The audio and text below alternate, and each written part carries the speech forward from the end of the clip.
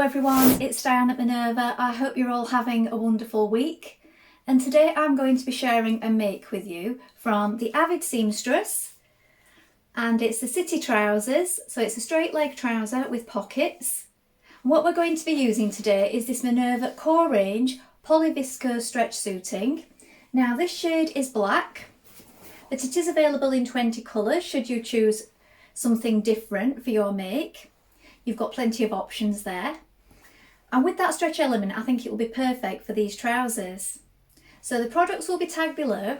Remember to wash and prepare that fabric before you get started. And then we're going to take a tape measure, locate your sizing to make sure of the perfect fit. And when you've done that, we're going to go and cut our pattern pieces together. So let's go and do that now. So here are our pattern pieces. So this is your trouser back. You're going to cut two pieces. You've got a 1.5 centimetre seam allowance. This is a straight grain here. Make a note of these markings and also these ones here. Now you can lengthen or shorten your trousers at this point, this straight line going across, and there are detailed instructions in the book that comes with your pattern about doing so. This is the trouser front. Again, you're going to cut two pieces. Straight grain is here. Lengthen or shorten at this point and make a note of your notches. Now here at the bottom of your pattern we have a vent in the leg. Now it does say if you wish to omit the vent, to take this out at this point. So read your instruction booklet clearly before you begin, and if you don't wish to include this you can just have it as a straight leg at the bottom. Here we have our pocket piece. You're going to cut two pieces. This is the grain line here. Make a note of this fold line and your markings. This is the waistband. We're going to cut one piece. Make a note of your markings and the centre front here. Now we're ready to begin making our trousers. So first of all you want to wind half your thread onto your machine spool and check your machine needle. I'm using a stretch needle today, size 75, because this fabric has a small amount of stretch in it, and I've tested it and that's working perfectly for me. I will link some of those in with the products. You could also use a size 80, a standard size needle. Test it out first of all and see what's working best for you before you begin. Now, when you've done this, we're going to take our back pieces and our first job is to create our darts. Now, something I would like to mention is that these patterns do have this fabulous instruction book that comes with it. And everything is clearly illustrated inside. Just look at this. I think it's a really lovely little pattern package, so it would make a fabulous gift. So you've got all your instructions laid out for you there as well. And also on here we have a little checklist and the sizing guide. So do have a look through these before you begin to make sure you get that perfect fit. Now we're ready to go and make our darts together. So here is one of my back trouser pieces, and at the top here we have these markings that we've made. So in mine, look, it's notches. You may have done chalk marks or pins. And then here I have my chalk mark, and this is what we're working towards. This is going to be the point of our dart. So with right sides facing, you're going to bring those two top markings together like this and fold it. We're working from here towards this point, and we're going to go off in a gradual V. We don't want it to come off too suddenly because this will create a bump in our fabric. So let's do that now. We're going to back tack to begin.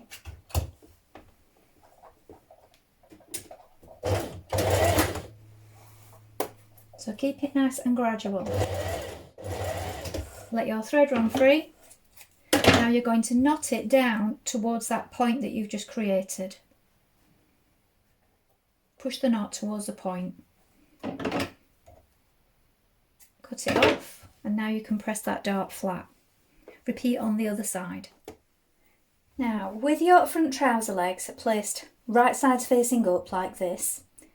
Now I've got a pin marking my right side on mine. You may wish to do the same. Now what we're going to do, we're going to take our pocket piece, so that's this piece right here, and we're going to place it on top. Now you want to make sure that your right side is facing the right side of your fabric on your trouser piece. So if you look, they line up like this. So we've got right sides facing, and here is the curve of the pocket. Now we're going to stitch round that pocket curve there with a 1 centimetre seam. Stitch around your pocket. Now you can understitch around your pocket if you wish, or you can just press it. I'm going to understitch mine. So that means you press the seam towards the pocket like this with your fingers. The pocket's facing outwards like this. This is your trouser leg. We're stitching onto the pocket and the seam, which will be on the inside. And we're stitching close to this seam that we've just created, keeping that seam pressed flat towards the pocket the whole way. We're doing this just a few millimetres away from this seam. Now you're going to fold back your pocket on your fold line here. So you have your fold line in the middle, markings top and bottom.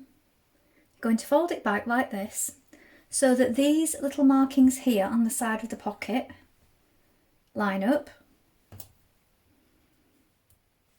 Your fold line here with this marking at the top, and then the other marking here with the edge of the pocket bag there. So you can just put a couple of pins there to keep it in place for now. Press this flat, and then with just the pocket bags joined together, so we're not joining it to the trouser just yet, just these two pocket bags together, we're going to stitch a 1 centimetre seam along this lower curved edge of the pocket bags. You can now overlock or edge finish that bottom edge of the pocket bags if you wish. Now, to ensure that the trouser bag stays in place, you're going to pin it at the top like this from the right side, and also at the side here. So we're working from the right side now, and we're going to just stitch that in place with a 5mm seam. Now we're going to place our two front trouser pieces together, right sides facing like this. So this is your centre front, your crotch area here. We're going to pin it all the way around this curve, and we're going to stitch that in place with a 1.5 centimetre seam allowance. In the book, from now on, this is referred to as CF. So when you're attaching your waistband here, it says CF on it, and that's centre front, and that's this point here. Next, we're going to pin our two back leg sections together. So this is the centre back. Here we have a notch where our zip is going to come down to here. We want to start stitching 3 centimetres below that, just here.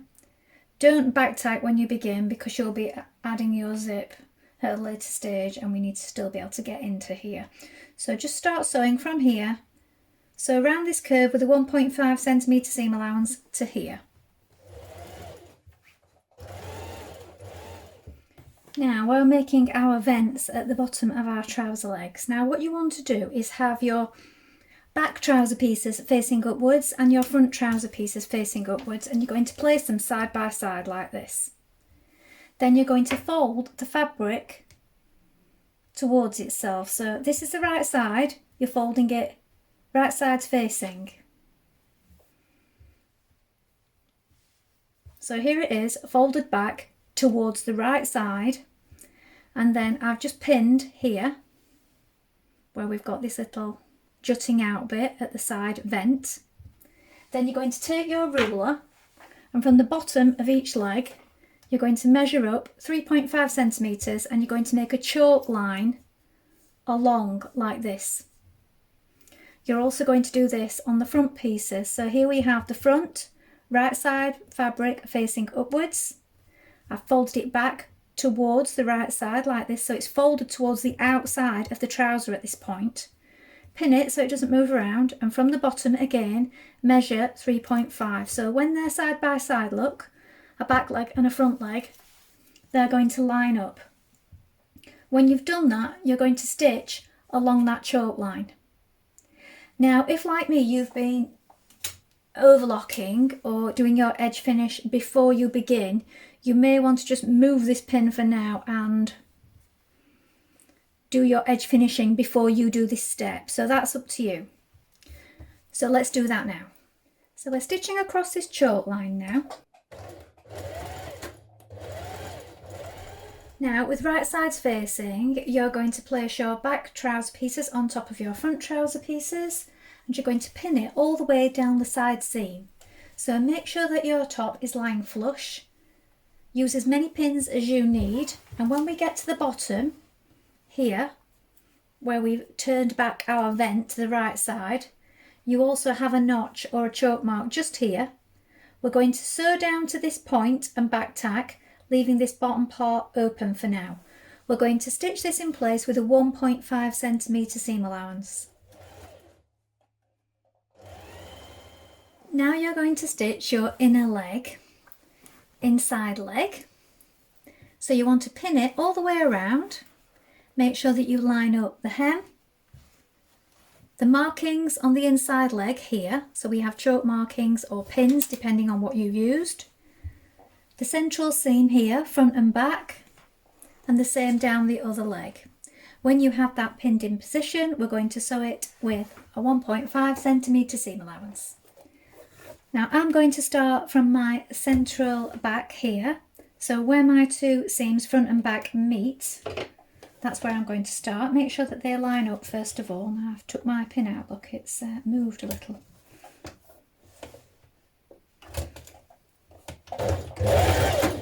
And back tack, and I'm going to go over that and then do the same when I go down the other side, and that will give it a little bit of extra strength.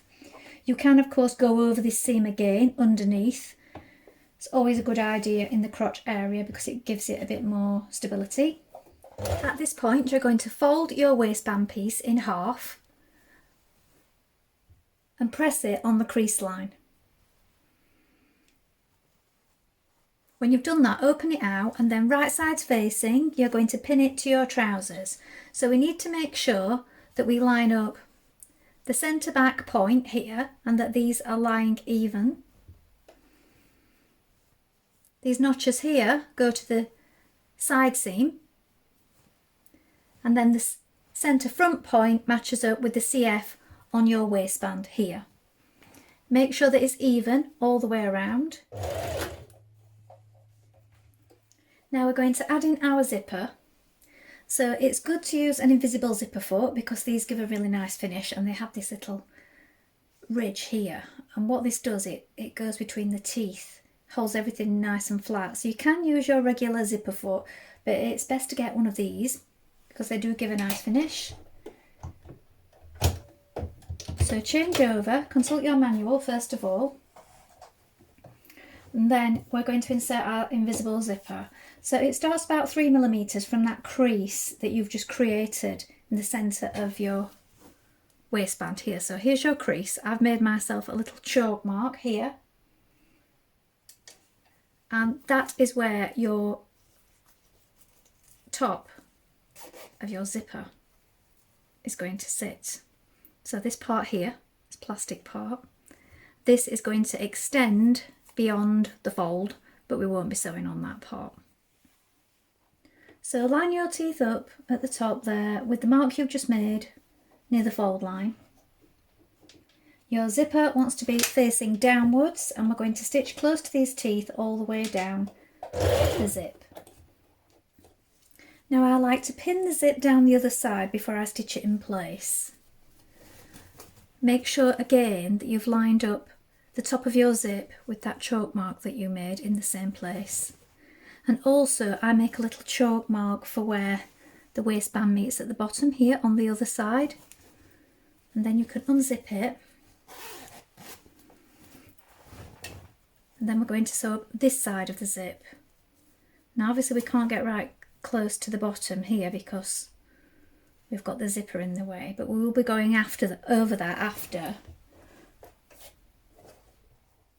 Now on the inside you want to stitch another line of stitching down to your previously sewn stitches underneath at the crotch. So here's where you stop stitching for your zip. I've changed to a regular zipper foot now. Push your zipper to one side like this, back tack a little, get as close to those zipper stitches as you can, and stitch on the inside, meeting up with the seam that you did at your crotch here. Now at the top of your zipper here, you're going to fold back right sides facing your waistband here against the zipper. So it looks like this. I've put a pin at the top. You may also want to put a few hand stitches to keep the top of your zipper out of the way, this piece of fabric that extends.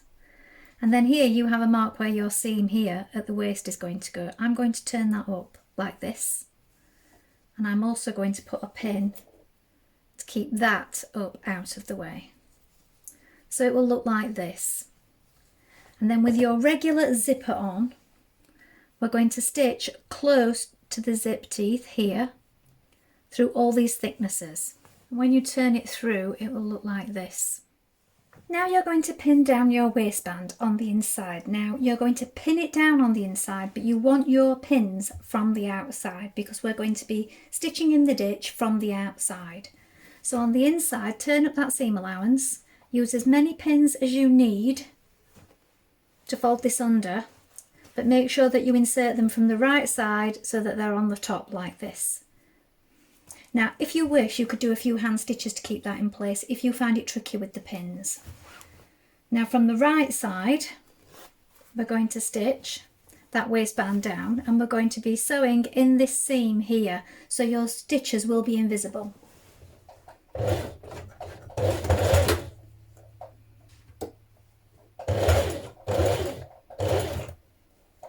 Just take your pins out as you go. I don't like to sew over my pins, I do like to take them out. So now on the outside your waistband will look like this, so your stitches are invisible. And at the back, now give it a press up at the bottom of your hem. Now you can stitch this by machine or hand stitch. If you've got the vent in like I have, I'm going to hand stitch that in. I've trimmed a little bit away on the inside here where it makes the point, so it's not quite so bulky. Just double check that both of your bottom of your vents line up neatly, and I'm going to stitch that in place by hand now.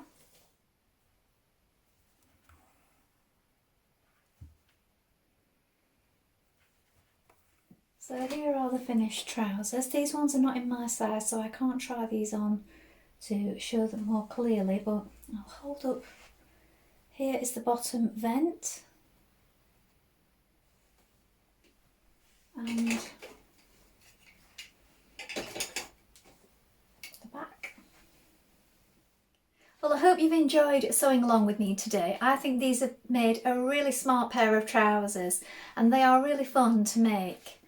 Now maybe next time you could try something with a bit of a sheen on, maybe like the ones in the photograph here, something with a fun print. These would be great for the party season. It does say fabrics medium weight with a slight stretch work best. Please let us know how you get on if you've made these trousers before, and remember to include any photographs. We always love to see what you've been making. Also take a look at the Minerva Craft Club to get 10% off all your orders for a whole year, and of course you can create a free account with us to join in our wonderful worldwide sewing community. Well, that's all from me for today, but I hope to be back with another sew along really soon.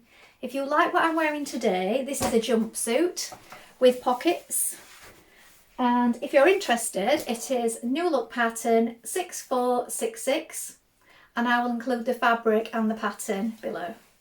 Thank you for watching today. Bye for now.